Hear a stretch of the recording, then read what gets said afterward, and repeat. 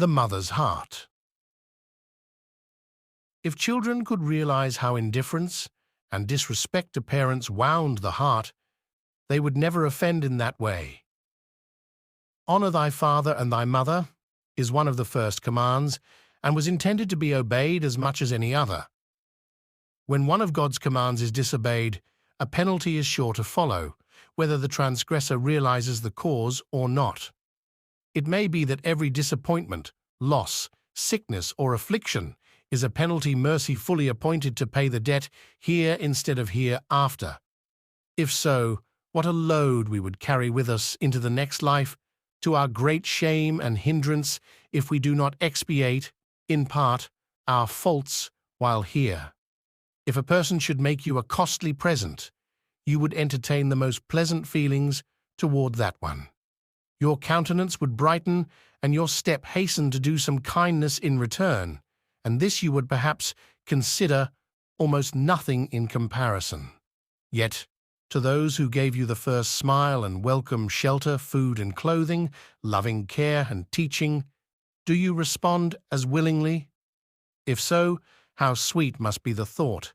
If not, there will be much to regret some day.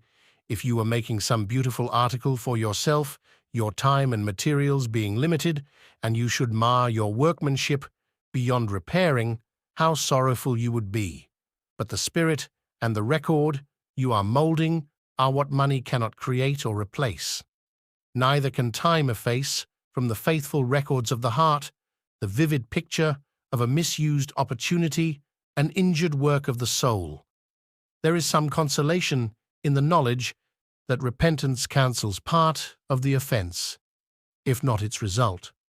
But the heart that never repents or seeks to amend its wrongs, the heart that fosters ingratitude, is cultivating an element that will at last destroy every bright attribute and hope. Let me tell you a story or two from life to show you the tenderness of a mother's heart, its long, enduring love. A woman past 60 years of age, a tailoress, lived near me. She had sons and grandchildren and was very kind to them all, constantly helping to provide for the families and even now and then lending some poor man or woman a sum of money to start business with, always cheerful and hopeful in her ways and never idle. Early and late, her sewing machine was hurrying, and some persons hinted that she must have riches hoarded up. One day, a young woman entered the shop, and the tailoress, looking at the baby she carried in her arms, the baby responded with a coo and a spring toward her. "What do you think of my baby? Just take her a minute," said the young mother. The grey-haired woman drew back, and a strange look came over her face. "I have never held a girl baby in my arms since my own little girl died. I cannot," said she. "How long ago was that?" tenderly asked the young mother. 30 years, answered the poor woman, and the tears came so fast she had to wipe them away, and the rest of us had to wipe our eyes too. Long as we had known her, we had never had a thought that a secret, beautiful, and sacred sorrow was hidden in her heart. But I know that ever afterward, we who were in her shop that afternoon always spoke with tenderness to the poor old woman, as though we were partners in her sorrow. The grave at Nephi. There was another old woman, quite an eccentric person, whom some young folks used to smile at when she came to their houses with her basket of lace and other small things. She was so lofty about her business, as though it were vastly more important than it really was, and so cheerful about it, as though it was a very delightful way of making her living. "I'm sorry you have to earn your living this way," said a young lady to her one day. "Why, my dear, it's just as well as for your father to be selling furniture the year around. I only has to earn a little bit for myself, and it brings in all I need, and I gets acquainted with lots of fine young folks, and I sees all the pretty things as I pass along as well as if I was riding, and I gets refreshed a bit.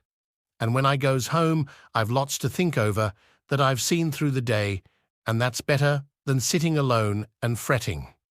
I'm well off, my dear, to get what I need and lay a bit by for a future day. We all felt a little touched, and when she missed coming next week, we hardly knew what to think. But the week after she came again, and we inquired if she had been sick. No, my dears, I have been down to Nephi on the excursion train to visit my daughter. Why, we didn't know you had a child living? And I hasn't, my dears. My daughter has been dead and buried these 18 years, only 19 when she died. And every year I goes down once in the summer and takes my bouquet of flowers to lay on her grave. And I has my bread and cheese and bottle of cold tea, and I sits down by her grave till sundown, and we has a comfortable time together that lasts till I goes again. Do you think we felt like smiling slyly at her odd ways after that? One of us went out and brought a tray with refreshments, and never forgot to do the same thing in all her after calls. She had kept her decoration day years before. It had become a national custom. Let me tell you of another mother's faithful heart. This woman had such love for children, such tender pity for the orphan, that she had, when we first met her, raised 3 adopted children of different parentage. One day a person said to her, "You never had a child of your own, did you?" "Yes, I have got a son of my own," proudly answered the dear old lady. The questioner paused in surprise and thought, perhaps she left him for the gospel's sake, and respectfully pursued, "Did you leave him in the old country?" "Yes, I have left my dear boy in the old country." "How old is he, and does he write to you?" "He does not write to me. He is 23 years old. He died when he was 5. "Died? Then you have not got him now?" "Yes, I have got him now. I have got him all the time. I have never lose him. He is mine." Children, let these brief stories prove to you that each heart bears its own hidden sweet history, and do be careful, when meeting the aged, the poor, and numble, to speak kindly and show them respect. Perhaps this is all you can ever do for them, and you little know what might be revealed to claim your pity and admiration.